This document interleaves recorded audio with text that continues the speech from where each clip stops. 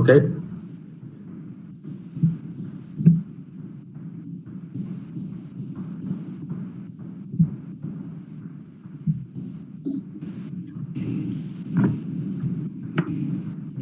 Ao vivo. E boa tarde a todos e a todas que nos assistem. É um grande prazer aqui para a OAB Goiás, Comissão de Direito Empresarial, fazer esse evento juntamente com a TMA Brasil, né, que é a principal entidade no Brasil sobre reestruturação empresarial. Meu nome é Franco de Velasco e Silva, eu estou aqui como presidente da Comissão de Direito Empresarial da OAB Goiás. Ao meu lado também aqui na tela o Dr. Felipe Denk, também membro da diretoria da Comissão de Direito Empresarial da OAB Goiás. E temos um grande prazer em participar desse evento com vocês, o professor Francisco Satiro, o Dr. Luiz Fernando Paiva. Sejam muito bem-vindos, muito obrigado à TMA Brasil. E vamos direto ao assunto, né, gente?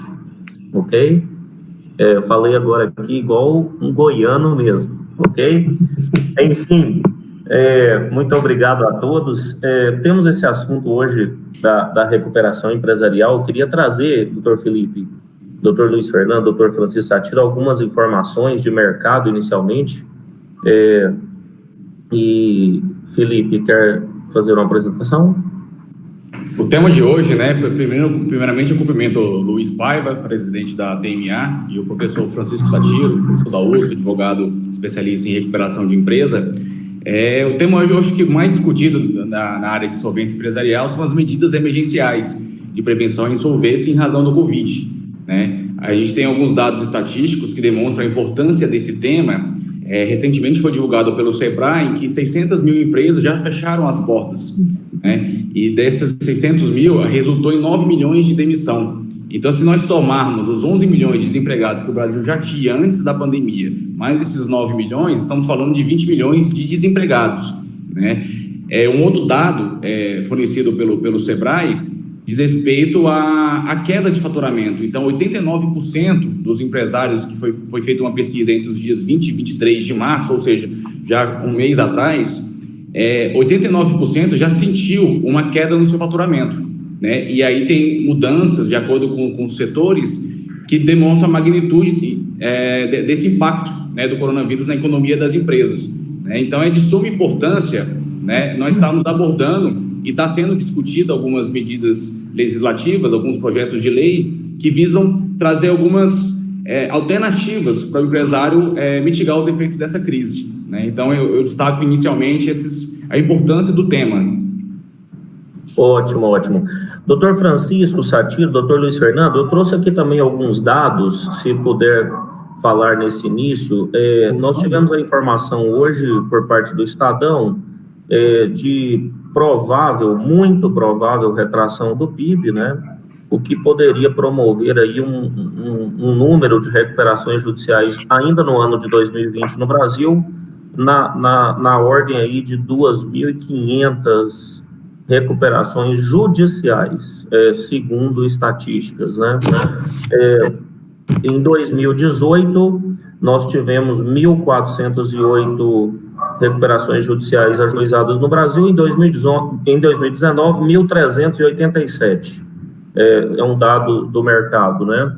E uma coisa um fato que nos impactou há 2 dias atrás foi também, doutores, até como atualização das fontes do mercado, aqui da mídia e tudo, que traz essas informações, o grupo incorporador João Fortes pediu, que inclusive está na B3, né, pediu recuperação judicial lá na comarca do Rio de Janeiro e alegou uma série de problemas interessantes, a petição inicial e todo o trabalho feito pelo Dr. Sérgio Bermudes, no sentido de que houve suspensão de financiamento bancário demais para o grupo incorporador, deterioração de preços de imóveis, falta de dinheiro em caixa, baixa muito grande nas vendas, demora na aprovação de projetos por parte do setor público em geral, falência de credores e devedores, consequências da pandemia, distratos recorrentes. Quer dizer, me parece uma receita inteira, né, para que o grupo pudesse alegar a recuperação num momento muito curioso da economia nacional e internacional. Então, eu trago essas informações apenas para gerar aqui algumas informações do nosso debate e melhorar o nosso debate, ok? Então, passo a palavra ao doutor Luiz Fernando, doutor Francisco Satiro, se quiser falar também, fica à vontade. Então, muito obrigado, boa tarde a todos que nos ouvem. Queria agradecer ao AB Goiás por essa parceria, especialmente na palavra, na pessoa dos nossos colegas, doutor Felipe e doutor Franco, e dizer que a TMA é hoje a maior organização no Brasil que congrega profissionais que lidam com turnaround, com empresas em crise, com recuperação de empresas. Não são só advogados, são também profissionais da área de finanças, de consultoria, são contadores, administradores judiciais, e, portanto, tem no corpo dos nossos associados uma visão bastante abrangente desta situação de crise das empresas. E a situação que se coloca hoje é uma situação, obviamente, extraordinária, excepcional. Oxalá nós nunca mais passemos por uma situação como essa. É uma situação que nós também não passamos em nenhum momento e que exige, a meu ver, medidas de fato emergenciais para prevenir a quebra daquelas empresas que são recuperáveis. E a lei que está em vigor, que é a Lei 11.101 de 2005, ela não tem mecanismos suficientes ou eficientes para lidar com uma situação excepcional como essa. Isto não é um problema exclusivamente do Brasil. O que a gente vê são quase todos os países, ou um número grande de países, editando normas emergenciais para lidar com essa situação que é extraordinária. E nesse sentido, então, o deputado Hugo Leal, deputado federal do Rio de Janeiro, apresentou o projeto de lei número 1397 de 2020, que trata de uma série de medidas emergenciais. Ele trata, primeiramente, de duas medidas, que a suspensão legal e a negociação preventiva, que tem por objetivo permitir que as partes façam uma negociação, o devedor faça negociação com suas contrapartes e com seus credores, para evitar uma recuperação judicial ou extrajudicial. Depois, o projeto trata também de alterações na recuperação extrajudicial, na judicial, e inclusive quanto a processos em andamento. Mas acho que a gente poderia começar a nossa conversa explicando as duas primeiras medidas previstas nesse projeto e qual é o objetivo dessas medidas. É certo que há críticas com relação a elas, talvez o professor Satiro queira, desde logo, já pontuar em que medida, na visão dele, da própria TMA, já que o professor Satiro coordena uma comissão dedicada justamente às medidas emergenciais, a esse projeto e às medidas emergenciais. Então, são duas grandes medidas, né? A primeira, que o projeto chama de suspensão legal, e que, talvez pelo início dos debates, a forma como foi encaminhado, e até as primeiras exposições, ou teve a conotação de ser uma moratória legal, ou seja, que permitia que todo e qualquer agente econômico deixasse de pagar suas dívidas por um determinado prazo sem qualquer consequência. Mas eu quero deixar claro que não é isto que está previsto no projeto. No que consiste, então, esse período de suspensão legal? É um período de 60 dias a partir da entrada em vigor desse projeto, claro, naturalmente, quando ele for aprovado e sancionado, e nestes 60 dias, os devedores continuam a ter que pagar as suas obrigações. Se eles não pagarem as suas obrigações, eles incorrem em mora, mas tem alguns direitos dos credores que são retirados ou suspensos de forma temporária. Então, quais são alguns direitos? Primeiro, não é possível cobrar multa neste período de 60 dias. Segundo, não é possível a decretação de falência também nesse período. A realização de execução judicial ou extrajudicial de garantias e também o despejo por falta de pagamento. Então, essas medidas têm por finalidade, na visão do legislador, dar a este devedor, na verdade, as contrapartes, algum tempo, algum respiro, para que consiga se organizar e negociar com as suas diversas contrapartes. Na expectativa de conseguindo negociar aí fora de juízo, sem ter que tomar qualquer medida, não precise conseguir resolver a sua situação. Então, parcelando, por exemplo, o aluguel do seu estabelecimento, etc. Então, esta medida é uma suspensão legal de alguns direitos dos credores pelo prazo de 60 dias contados da entrada em vigor da lei. Um aspecto que é importante mencionar, que vale tanto para a suspensão legal quanto para a negociação preventiva, é quem pode se beneficiar desses dois institutos. E o projeto de lei trata do agente econômico.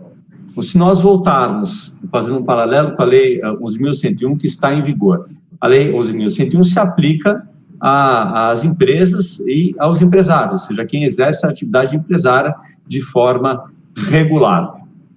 Estes podem se valer da recuperação judicial e da extrajudicial, além, naturalmente, mesmo o empresário regular também pode falir. Bom, a suspensão legal e a negociação preventiva se aplica a todo agente econômico. Estão excluídos os consumidores, mas se eu sou um dentista, por exemplo, e eu não consigo pagar o aluguel do meu consultório, porque estive fechado por 2 meses sem nenhuma renda, ele pode se valer desse período de suspensão legal para evitar o seu despejo. Isso não quer dizer que o aluguel não é devido, ele continua sendo devido, juros moratórios são devidos, apenas o proprietário não pode promover o despejo nesse período. E é o período, portanto, que este agente econômico tem a condição de negociar com as suas contrapartes. Essa é a primeira instituto da lei. E o segundo, que fala da negociação preventiva, este sim exige uma ação do devedor. Ele tem que peticionar, ele tem que ir ao juízo e requerer essa negociação preventiva, que é um procedimento de jurisdição voluntária. Significa que não cabe contestação, não cabe apelação, não tem impugnação de crédito, e também é um período para um prazo, essa negociação preventiva é para um prazo bastante limitado, de 60 dias. Né? O juiz é facultado, inicialmente na discussão do projeto era obrigatório, mas se tornou facultado, o devedor pode pedir para o juiz nomear um negociador. Então, se o devedor pedir, o juiz pode nomear um negociador que vai agir em nome de quem? Dele próprio, o devedor. Então, o dever fiduciário do negociador é com o devedor. Só que, fim do processo de 60 dias, ele tem que apresentar um relatório e descrever para o juiz como é que foram as negociações. Mas não tem nenhuma, também, penalidade. Se ele não apresentar esse relatório, não diz o que pode ser feito. Tem 2 observações, Satiro, antes de eu passar a palavra para vocês, sem querer me estender muito, que me parecem relevantes. Primeiro, que esse prazo de 60 dias ele não pode ser prorrogado. Se o devedor pedir a prorrogação deste prazo, há uma previsão no projeto que diz que se o devedor for um empresário ou uma empresa, este pedido implica, na verdade, uma conversão deste pedido de negociação preventiva em recuperação judicial. Ou seja, ele não pode ficar nessa situação que é bastante temporária, de 60 dias, por prazo indefinido. Você teria a sua negociação preventiva convertida em recuperação judicial. E com um aspecto que vale, mesmo não havendo a conversão, que é se o devedor se valer futuramente de uma recuperação judicial, aquele prazo de 60 dias, 180 dias do período de suspensão das ações, ele é reduzido, ele é descontado desses períodos de suspensão e da negociação preventiva. Portanto, ele entra numa recuperação judicial com um prazo de suspensão já reduzido.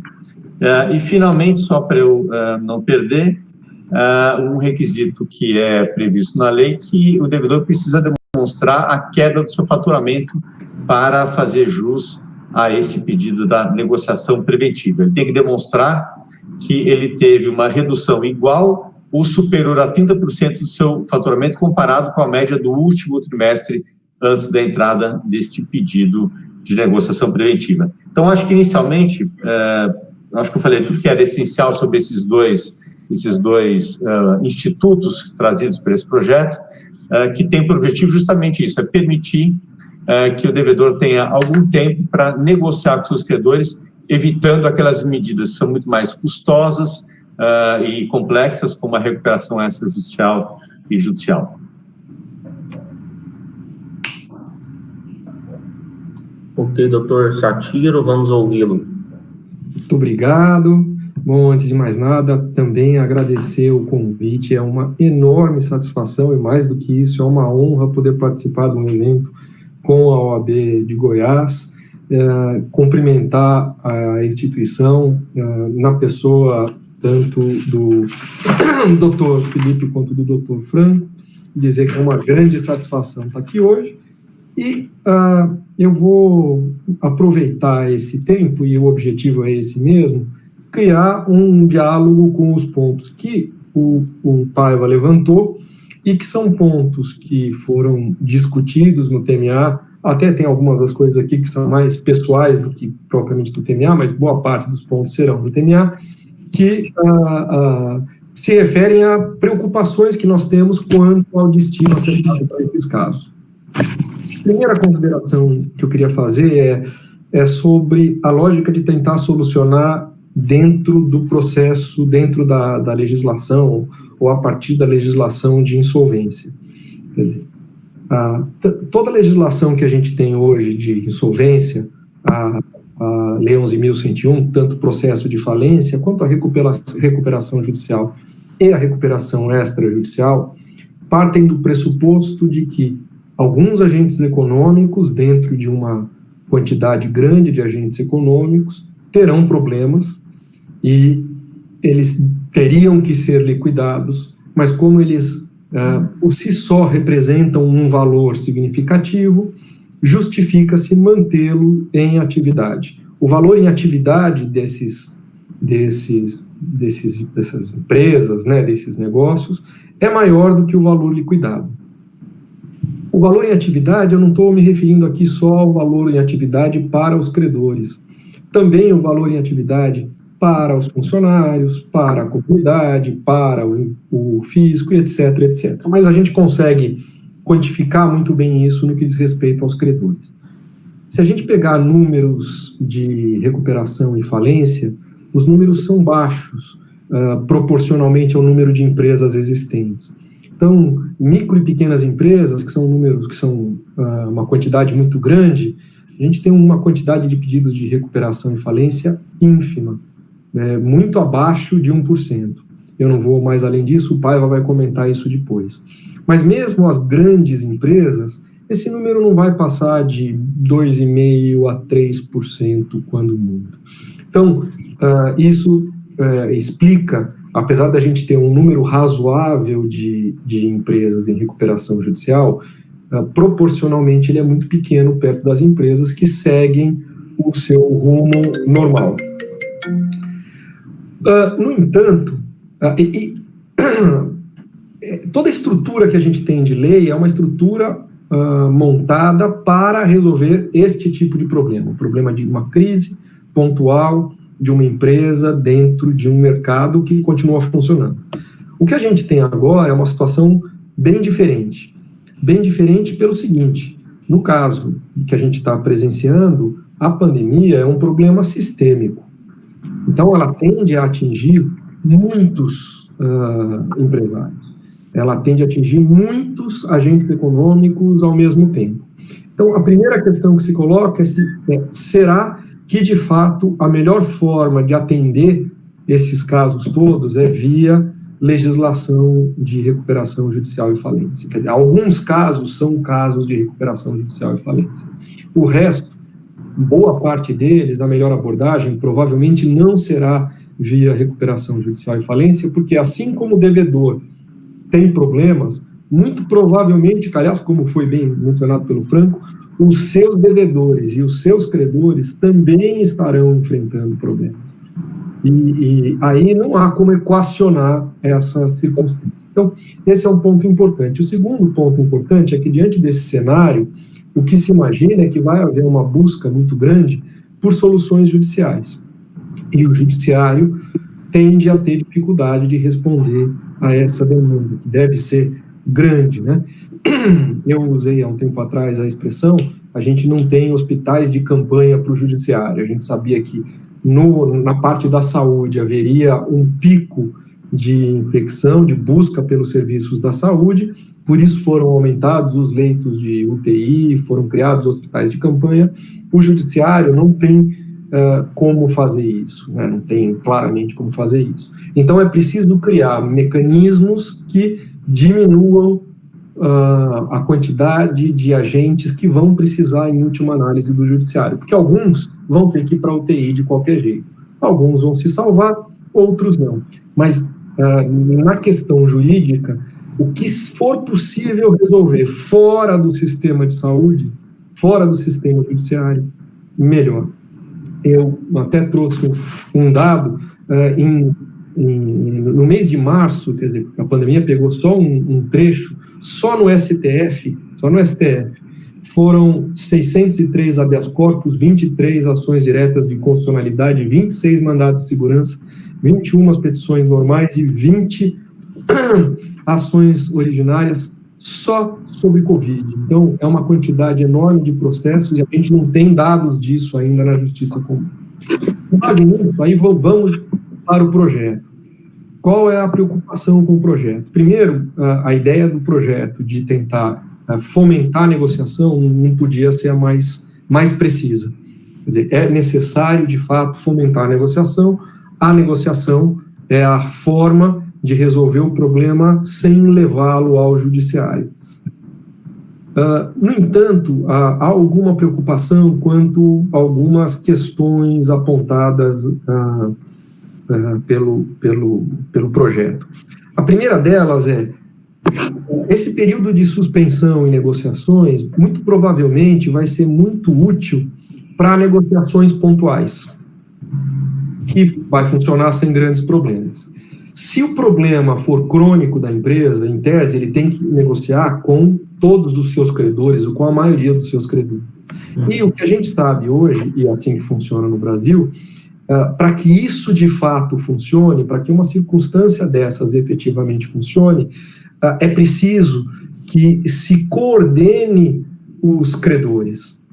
Então, existem algumas medidas que são importantes. Alinhar os interesses dos credores, como se faz no processo de recuperação judicial, seja com o stay, seja com a possibilidade de deliberação pela maioria, são requisitos que são importantes para que se consiga uma negociação conjunta. Nada disso consta do projeto. Então, a gente parte do pressuposto, e nesse sentido ele tem seu mérito, de que nesses primeiros dias de negociação, os primeiros 60 dias de negociação são 60 dias que vão abrir para que as partes negociem pontualmente, não com a totalidade dos seus credores, mas pontualmente os seus contratos. Dificilmente vai ser possível para um devedor obter uma solução coletiva com os seus credores nesse prazo de 60 dias. Depois desses 60 dias, e nesse ponto o Paiva foi muito preciso, o projeto de fato não gera uma moratória, ele suspende medidas emergenciais, que me parece ser o correto. Quer dizer, como a situação é extraordinária, não permitir que neste momento se tome medidas que sejam medidas extremas e irreversíveis. Então, é uma medida que me parece muito salutar. Mas depois disso vem os 60 dias de negociação preventiva. E a gente vê com grandes restrições a negociação preventiva da forma como foi proposta. Pouca vantagem na negociação preventiva como procedimento e alguns custos e alguns riscos. A negociação preventiva nada mais é do que o início de um procedimento judicial, como disse o Paiva, de jurisdição voluntária, mais um procedimento judicial. Mais do que isso, é um procedimento judicial sujeito a determinados requisitos subjetivos, então redução do faturamento, caracterização como agente econômico, etc. Então, a primeira impressão que a gente tem é, se o objetivo era tirar do judiciário o processo de negociação, ao exigir que o devedor inicie um processo judicial e que ele tenha que cumprir determinados requisitos para ter o direito a isso, a gente já perdeu o primeiro objetivo, que era não sobrecarregar o judiciário. Ainda que, como disse o Paiva, a ideia é que o juiz não tenha nenhum tipo de ingerência no processo, é óbvio que vai ser sujeito à discussão. Se de fato houve 30% de queda, se quem teve 32% pode ter, se quem teve 20%, mas não tem caixa suficiente, poderia pegar, se o negociador apontado é um negociador que teria um vínculo com o empresário ou não, se deveria ter uma formação específica de mediação, ou se basta ser advogado.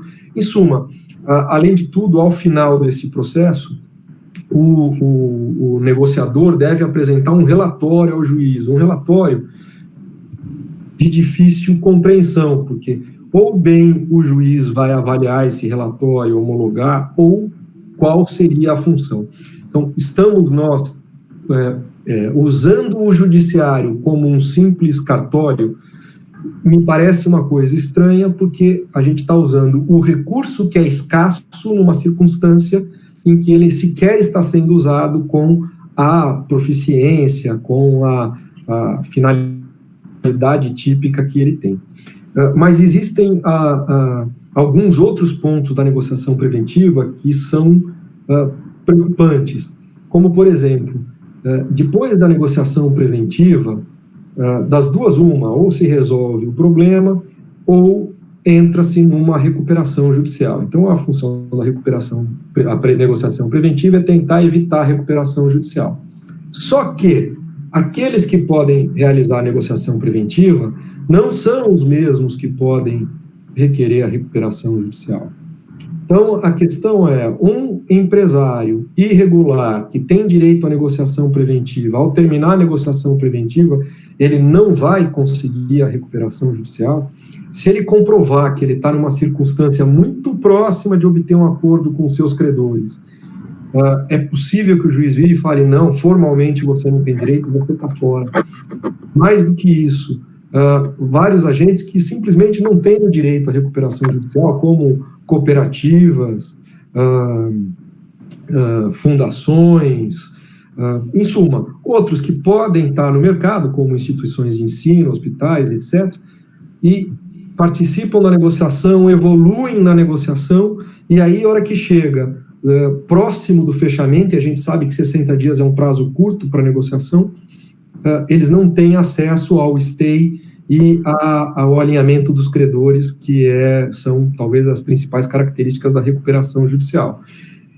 E isso nos parece que vai trazer para o judiciário uma quantidade enorme de causas, e aí é que vem a grande preocupação, não previamente pensadas e não previamente decididas, o que gerará uma enorme insegurança jurídica. Além disso, há mais um risco, e aí eu já vou terminando. Há mais um risco, que é como não é uma negociação coletiva, é possível que durante esse período de tempo o devedor consiga fazer acordo com alguns dos seus credores e não com todos os seus credores. Agora, imagina-se que ele fez o acordo com, 20% dos seus credores, mas ele achou que era o caso de entrar com a recuperação judicial. Ele entra com a recuperação judicial. E o crédito desses credores será considerado o crédito negociado ou o crédito original? Porque na ausência de previsão, houve uma novação no momento em que foi negociado. O que significa que o crédito existente no momento do pedido da recuperação judicial já é o crédito com deságio. E este credor estaria sujeito a um segundo deságio no plano. O que, por um lado, é uma injustiça, por outro lado, desestimula a realização do acordo. Então, todas essas dúvidas sobre o processo de negociação preventiva, e são dúvidas muito práticas, fazem a gente colocar em xeque se, de fato, ele é melhor tê-lo ou é melhor não tê-lo. Para ter a negociação preventiva da forma como está, talvez seja melhor simplesmente dar um prazo um pouco maior da suspensão inicial dos 60 dias. Pelo menos é menos problemático, menos discussão, é mais objetivo e vai evitar uma série de problemas. Então, esses são pontos para pensar, porque a ideia de não levar para o judiciário ou não criar problema no judiciário é difícil. Eu vou dar mais um exemplo para vocês. O devedor precisa demonstrar que ele teve um faturamento 30% abaixo do faturamento do trimestre anterior. A minha pergunta é, o trimestre janeiro, fevereiro e março deve ser comparado com o trimestre outubro, novembro e dezembro, ou com o trimestre janeiro, fevereiro e março de 2019? Porque todas as empresas sazonais têm diferença. A lei não diz isso. E esta é uma das questões que foram levantadas agora. Na prática, certamente surgirão outras. O juiz vai ter que ser chamado para decidir essas questões. Por isso, a gente entende que a negociação preventiva, na forma como foi estabelecida, ela não é desejável, ainda que a negociação como um todo seja absolutamente desejável. Muito obrigado, doutor Francisco Satiro. Muito boas as suas ponderações. Vou passar a palavra agora ao doutor Felipe Denck para as suas considerações também. Doutor Francisco, excelente as suas considerações, e até fiz um compilado das linhas pró-projeto e da linha contra o projeto, né? E você bem destacou que um dos objetivos do projeto de lei é evitar uma enxurrada de processos judiciários, mas, entretanto, nós temos que levar a renegociação preventiva para o judiciário. Então, já nesse primeiro momento, já tem uma primeira crítica a respeito disso, há um contrassenso a respeito desse ponto. Então, eu vou falar aqui agora quem defende o projeto de lei, o que ele tem se falado, e depois vou falar o que a corrente contra o projeto tem se posicionado, através dos artigos que eu fiz a leitura e lives que eu participei. Primeiro, os que são projeto de lei, maior abrangência, justamente porque envolve todos os agentes econômicos, né? Então, agente econômico é pessoa natural ou pessoa jurídica independente do seu registro. Na lei atual de recuperação judicial e falência, no seu artigo 2º, como você bem mencionou, existem algumas instituições, empresas públicas, sociedades de economias mistas, instituições financeiras, cooperativas, seguradoras, que não podem pedir a recuperação judicial, né? E nesse caso, conforme o PL, conforme foi posto, né, qualquer agente econômico, como bem mencionou também o Paiva no início da sua explanação, poderia ter acesso ao pedido, né, de renegociação preventiva. A segunda, o argumento pró, é a flexibilização de alguns requisitos para pedido de recuperação judicial e extrajudicial. A exigência temporal dos 5 anos para recuperação judicial, para a empresa que já propôs recuperação judicial poder pedir novamente, e o prazo de 2 anos de extrajudicial, ele ficaria suprimido. Então, esse é um outro um outro argumento pró o projeto de lei. Um terceiro seria a suspensão legal, mas a gente entende e a gente sabe que 60 dias com um prazo para renegociar é um prazo muito curto, né? E 60 dias por procedimento também. Então, se você somar os 60 dias da suspensão legal mais 60 dias da suspensão, caso você proponha renegociação preventiva, nós estamos falando de 120 dias. E a gente sabe que dentro dos atores, dos players de mercado, sabe que é um prazo muito exíguo propor qualquer tipo de renegociação num prazo tão curto, né? E o outro ponto que eles defendem que seria um ponto positivo, mas a própria maneira que é colocada a renegociação preventiva é a questão do evitar a judicialização.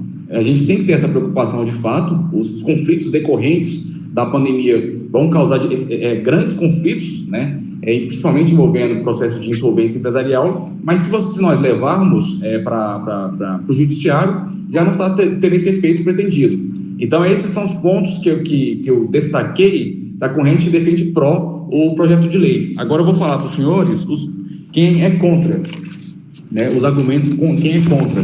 O primeiro deles, foi o que o doutor Satiro falou, é a respeito da insegurança jurídica, né? Então, os players que estão defendendo o projeto de ser contra o projeto de lei, é essa insegurança que vai trazer, justamente porque ele não traz mecanismos que favoreçam o pedido. Então, na verdade, o que se vai acontecer? Você vai pedir a renegociação preventiva, vai perder, caso você tenha que propor a recuperação judicial, você já vai ter que perder 60 dias do seu prazo. Então, o stay period seria debitado aos 60 dias dos 180 dias que a empresa já tem de fôlego para estar renegociando suas dívidas no processo de recuperação judicial. O segundo argumento contra o PL é a limitação ao acesso de crédito. Então, lógico, a preocupação em trazer uma abrangência maior, ela é interessante, porque nós estamos falando de um problema que agora ele é sistêmico, né? Mas o projeto de lei fala do seu parágrafo, que haveria suspensão dos efeitos do 49, parágrafo 1º, que é as obrigações contra os seus co-obrigados e fiadores. E eles acham que essa medida, a suspensão dos efeitos do parágrafo 1º do artigo 49, pode ocasionar uma limitação do acesso de crédito. Um terceiro ponto que eles defendem é o abuso na apresentação de novo plano pela empresa. Então, como o PL prevê a possibilidade da empresa que já está com um plano homologado em execução, poder apresentar um plano alternativo, qual critério vai ser utilizado para essa empresa apresentar esse plano alternativo, né? E, por fim, como o Paiva falou no início, a respeito do DIP, né? Daquele credor que resolveu financiar, né? Decidiu por financiar, fomentar a atividade da empresa que está em recuperação judicial. E aí, de repente, você apresentar um plano alternativo submetendo o credor DIP sujeito à recuperação judicial, você também estaria fazendo uma situação bem complicada. Então, esses são os prós e os contras que eu consigo destacar para os senhores. Se puder fazer só um comentário para... À vontade. Deixa aqui, Felipe. Acho que você levantou pontos que são realmente muito importantes. Eu não vou entrar em cada um deles. Você viu que quando eu fiz algumas críticas, eu entrei, mas, por exemplo, acho interessante a questão da maior abrangência, flexibilização dos requisitos, a tentativa de evitar judicialização, etc, etc. Mas minha impressão é que, neste momento, e eu passei por isso já em outras vezes, mais do que quem defende ou quem critica, a gente precisa de uma lei que dê algum tipo de solução para o problema que nós estamos enfrentando. É um fato. O problema talvez seja qual a lei que a gente vai ter. Então, o projeto tem boas proposições, e ele tem proposições que me parecem discutíveis, me parece que faltam algumas proposições, e eu acho que tem algumas proposições que são muito complexas. Eu diria que talvez fosse melhor não tê-las, melhor sem elas do que com elas. Mas, nesse momento, a gente precisaria tentar, e isso é uma coisa que, lá atrás, quando eu participei do GT, do Ministério da Economia, para propor, eu senti muito isso. A gente precisa muito de propostas. Então, o que não funciona? Você levantou aqui algumas coisas importantes. Abuso no novo plano. Tem toda a razão. É verdade, isso é uma questão delicada, é um ponto muito delicado, mas é um fato que empresas em recuperação terão determinados problemas. Como empresas fora de recuperação, empresas em recuperação também terão um problema. Empresas fora de recuperação terão o recurso da recuperação. As empresas que já estão em recuperação não terão esse recurso. Que solução a gente poderia ter para resolver isso? Seria muito importante e que a gente tivesse pessoas como você aqui, avaliou as questões e que pudessem oferecer alternativas, soluções. A gente precisa pensar junto uma solução. Não sei se o Paiva concorda comigo, mas me parece que é um momento importante de todo mundo colaborar para que a gente tenha uma solução, uma regra melhor, porque todos vamos estar sujeitos ao que for aprovado. Sim, eu gostaria só de fazer um adendo também, doutor Satiro. Me parece que dentro de toda essa conjuntura, a recuperação extrajudicial tem a sua notável importância agora, ou seja, nesse quadro geral, ela teria a sua importância pela primeira vez na história. E então, por exemplo, será que não seria interessante se reduzir drasticamente a burocracia para que se aprove um plano de recuperação extrajudicial? Não seria uma ideia também? Não sei se vocês concordam comigo. Talvez eu possa falar sobre isso. Antes, tem uma pergunta deixa eu ver quem é a pergunta do Igor Lima, se a suspensão legal não implica a moratória após o decorrer do prazo, os credores poderão cobrar, além do principal, multas e demais encargos de demora decorrentes do inadimplemento ocorrido no período. Entendo que sim, se ele não se colocar em dia, não negociar até o final do período de suspensão, a multa passa a ser devida no dia seguinte. Então entendo que sim, né? Agora, daí, mudando então o tema, falando da recuperação extrajudicial, se a gente pensar do ponto de vista da lógica negocial, o devedor vai se valer da suspensão legal. Se for necessário, ele entra com o pedido, e não é obrigatório, do pedido da negociação preventiva, ele pode desde logo partir com a recuperação judicial ou extrajudicial, então ele não é obrigado a percorrer cada uma dessas etapas, mas imagine que ele tenta fazer uma negociação preventiva, não consegue resolver todos os seus problemas, tem aquele ponto que o Satiro mencionou que é importantíssimo e precisa ser esclarecido no projeto, ou seja, aquela negociação feita neste período de suspensão legal ou negociação preventiva tem que estar imune a um novo plano, a um eventual novo plano, ou as partes voltam ao estado anterior, sob pena de você impor ao mesmo credor um duplo desconto, por exemplo, que desestimularia essa negociação preventiva. Mas quais são as mudanças importantes no projeto quando ele fala da recuperação extrajudicial? A meu ver, 3 grandes mudanças. Primeiro, que é possível incluir na recuperação extrajudicial os credores trabalhistas, coisa que hoje não é possível. Segundo ponto, que para ajuizar o pedido de recuperação extrajudicial, não é preciso a adesão de 60% mais um dos credores, como a lei em vigor exige. Você pode entrar com 1/3 mais um dos credores, então você já tem um número relevante, considerável de credores, mas não o suficiente para homologar o plano. Aí o devedor distribui a recuperação extrajudicial e ele tem mais 90 dias para buscar a adesão faltante. E qual é esta adesão faltante? A adesão faltante, o quórum foi reduzido, ou será reduzido, se a lei for aprovada, para 50% mais um. Ou seja, há na visão do legislador deste projeto uma tentativa de melhorar ou permitir o acesso mais fácil à recuperação extrajudicial, tentando evitar uma recuperação judicial. Agora, se de toda forma ele entrou com 1/3 dos credores, não conseguiu chegar aos 50%, ele pode pedir a sua conversão em recuperação judicial, mantendo sempre o stay, que será reduzido, como eu já mencionei ao final, né? Que ele vai somar todos os períodos e ainda distribuir a recuperação judicial, que tem mais 180 dias. Então, o prazo é reduzido, mas são soluções que são concatenadas, elas podem ser utilizadas na sequência, de forma a tentar evitar a recuperação judicial, que é extremamente custosa e, assim, bastante complexa e que pode levar até a própria falência. Então, essa com relação a extrajudicial era meu comentário. Acho que depois vale a pena, Satiro, a gente falar das mudanças na recuperação judicial e até da pequena e microempresa.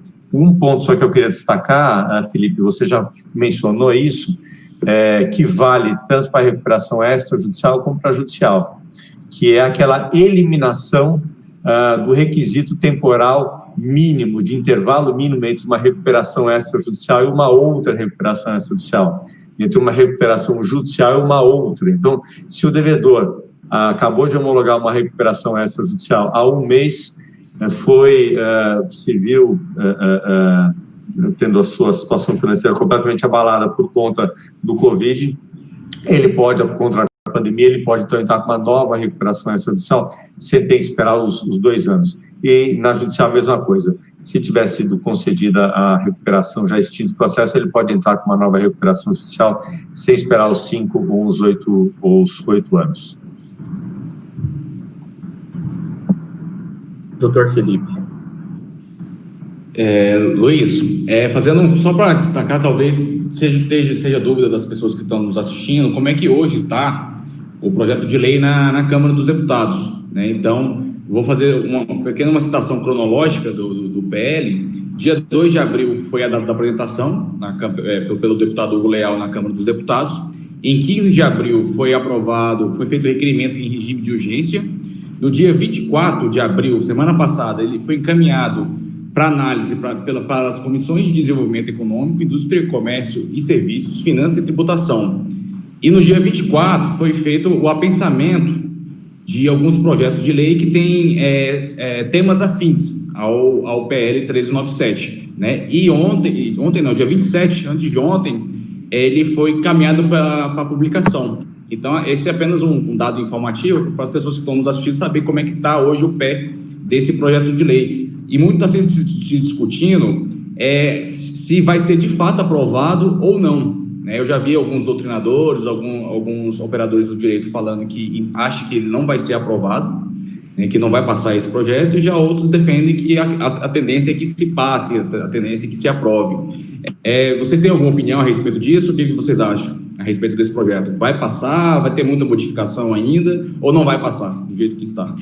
Queria fazer só um comentário pontual e passar a palavra para o Satiro. Nós tivemos um evento na última quarta-feira, o da TMA, com a presença da participação do deputado, e a questão do DIP, por exemplo, foi mencionada, né? Aquela da necessidade de dar a proteção. A gente não falou desse tema e talvez valesse a pena falar logo em seguida, que é da possibilidade do devedor modificar o plano de recuperação das recuperações já em andamento, né? Mas qual é a preocupação? E você já pontuou essa crítica, Felipe, de aquele que deu dinheiro para a empresa em recuperação judicial, eventualmente ser incluído na recuperação novamente, nas mesmas condições dos credores pré-RJ. Então, o deputado já reconheceu esse ponto, que esse é um ponto que precisa ser esclarecido no projeto, para evitar enfim, esse desincentivo, né, a quem deu o DIP, que seria uma penalização indevida. Então, a meu ver, o projeto, e o deputado tem conversado com muitas pessoas, tem participado de lives, talvez até quase que diariamente, portanto, ouvido as críticas, etc. A minha expectativa é que o projeto sofra, assim, os ajustes necessários. A meu ver, é um projeto necessário, é importante que a gente tenha. Existem pontos que devem ser melhorados e acho que há espaço para isso. Então, essa é a minha visão e mais do que isso, a minha expectativa. Satiro, não sei se você quer fazer algum comentário adicional. Não, eu concordo plenamente. É um projeto, é muito difícil ter uma posição de consenso do projeto, porque nós estamos tratando de uma situação que é uma situação inédita. Então, nós entendemos de como funciona a recuperação judicial no estado normal da arte, né? Mas essa é uma situação muito diferente, ela é significativamente diferente do que geralmente acontece. Então, a polêmica sobre quais as soluções devem ou não ser adotadas me parece natural.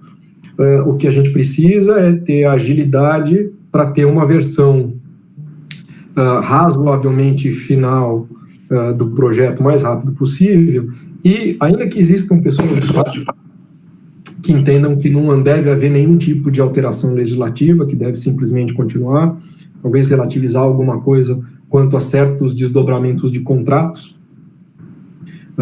temos cá para nós que é preciso, sim, tratar disso. E mais do que isso, não só a parte de urgência, como alguns pontos que são pontos frágeis da atual Lei 11.101, como no caso da recuperação extrajudicial, precisariam ser tratados de uma maneira mais eficiente, porque agora eles vão ser postos à prova. Então, um exemplo disso é a falência. A falência é claramente ineficiente. Neste processo todo, se tem uma coisa muito clara, é que várias empresas não sairão dessa crise, pelas mais variadas razões. Então, porque não há mais o público, porque não há mais o mercado, porque fez um investimento numa hora que acabou não sendo apropriada para a circunstância que a gente está agora. Então, é possível, não, é líquido e certo que teremos mortes, né, que teremos perda de empresa. E vários empresários vão fechar as portas, porque precisam começar de novo. Nós não temos regras efetivas de falências demoram quase uma dezena de anos, o que vai ser inviável com o número de falências, e nós não temos um fresh start, ou seja, nós vamos empurrar parte da economia para a informalidade, nós vamos andar para trás naquilo que já havia sido feito. É preciso fazer evoluir alguns conceitos ligados à recuperação judicial. Quer dizer, não dá para se pensar na recuperação judicial como, em qualquer caso, como um mecanismo para salvar a empresa em crise, porque muitas das empresas que vão entrar em recuperação judicial são empresas que já estão condenadas, e elas vão tentar a recuperação judicial. Garantir um benefício para este tipo de empresa talvez comprometa o resultado de outra que não tinha problema até aquele momento. O fato é que nós vamos lidar com escassez. E nesse ponto, a atual Lei 11.101, ela não é ideal para este tipo de tratamento. Então, me parece que a gente precisa, de fato, de alguma alteração na circunstância da lei para poder encarar de uma forma mais eficiente um problema que já está aí. Não há como evitar. Então, ainda que existam problemas quanto ao projeto, críticas quanto ao projeto, alguma solução precisa sair. Acho que é dever de todos nós contribuir para que essa seja a melhor solução para o país.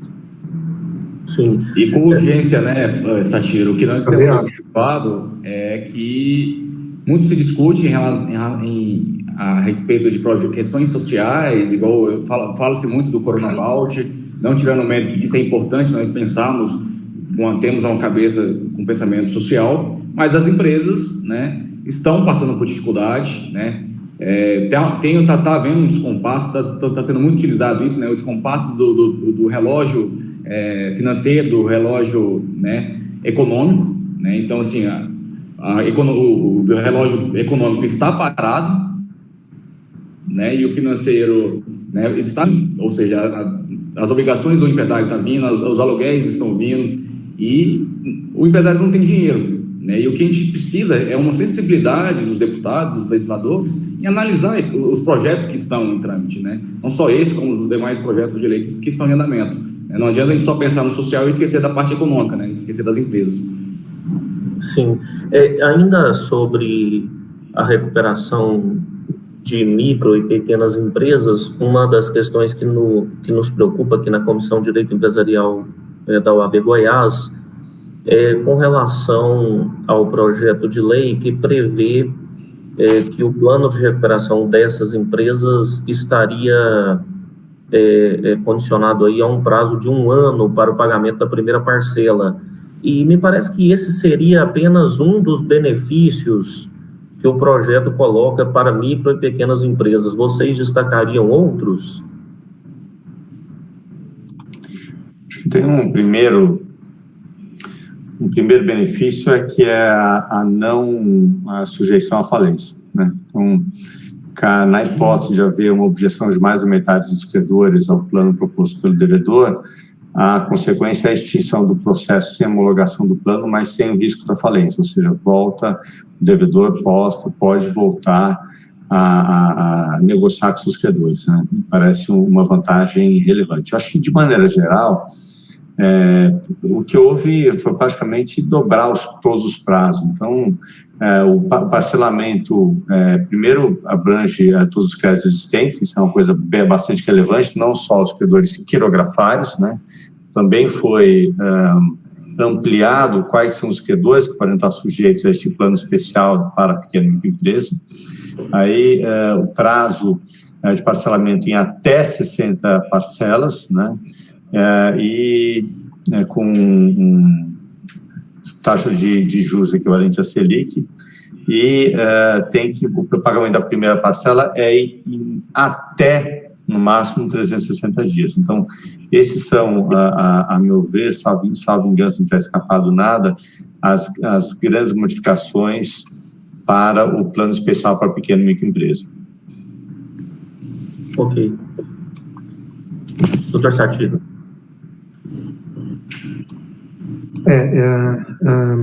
Eu, do meu lado, eu tenho enormes restrições à ideia de que seja possível pedir a recuperação judicial e isso não leve à conversão em falência.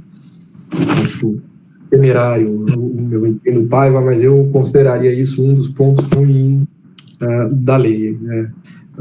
Na verdade, a partir do momento que se sabe que a consequência é negativa, acho que o devedor tem menos o que os economistas chamam de moral hazard, né? Ele tem pouco a perder se ele vai passar esse período todo, ele vai tentar, então ele pode arriscar. Se der certo, deu, se não der certo, não deu. O que as estatísticas têm demonstrado é que as empresas não usam, as pequenas empresas não usam o procedimento de recuperação judicial, porque, primeiro, é muito caro, segundo, exige uma quantidade de documentos que ela provavelmente não vai ter. Então, sob o meu ponto de vista, o projeto não resolve esses problemas deveriam ser endereçados especificamente. Há projetos de lei que tratam desse assunto, há outros projetos, aliás, mais de um, que tratam desse assunto. Mais uma vez, quanto mais desjudicializado for o processo das micro e pequenas empresas, melhor. Talvez até, há um tempo atrás se cogitou isso, e no final das contas acabou se desistindo, chamar a participação entidades como o SEBRAE, por exemplo, que foi aqui mencionado pelo Felipe. Então, é possível tentar criar procedimentos que sejam mais simples e que resolvam o problema. O fato é que, por mais duro que isso possa parecer, para pequenos negócios no mundo, a solução que é mais eficiente não é a recuperação ou a reorganização, é a liquidação. Mas a liquidação, você vai deixar o empresário falir? Hoje o empresário tem medo de falir, né? Faz todo sentido. Mas se a falência for um procedimento rápido, se ele puder voltar ao mercado, o processo de falência pode ser uma boa solução para o empresário, uma liquidação, assim como existem liquidações ordinárias, liquidações realizadas com base nas leis societárias.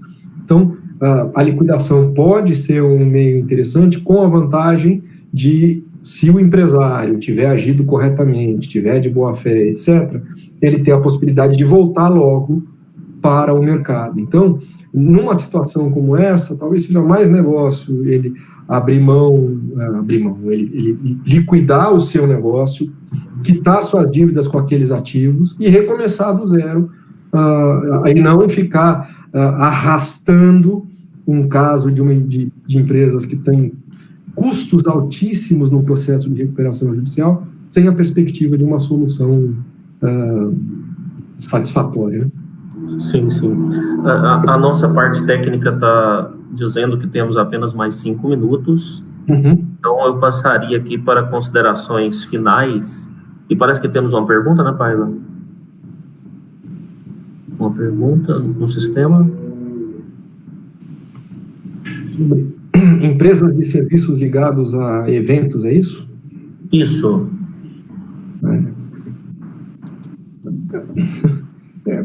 Nesse período, elas não têm como atuar.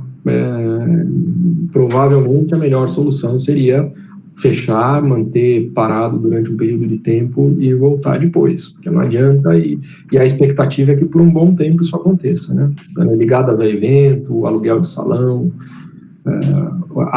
o negócio, a não ser que, e isso talvez seja uma solução para o empresário, para a empresa por tabela, que neste meio tempo ele se adapte e consiga realizar algum outro tipo de negócio. Eu vou dar um exemplo para vocês. Eu conheço um caso verídico de uma empresária que fazia banquetes para festa, e ela criou um serviço em que no seu aniversário você contrata o buffet dela e ela se encarrega de fazer os pratos e a logística e distribuir em pequenas embalagens para todos os convidados. Se você quiser fazer alguma coisa via, como estamos aqui no Meet do Google ou via Zoom, você pode fazer e todos terão acesso à mesma comida, ao mesmo bolo, à mesma sobremesa, etc. Essa é a hora, né, em que o empresário tem que se reinventar. Este é um caso típico. Esse empresário tem que se reinventar. Ok. Felipe, suas considerações finais, por favor. Eu não sei se vai ter tempo suficiente, mas eu destaquei na cronologia do PL 1397 o apensamento de alguns projetos de lei, né? Então foram apensados 3 projetos. Um deles é o PL 1781, o outro PL foi o 2067 e o PL 2070.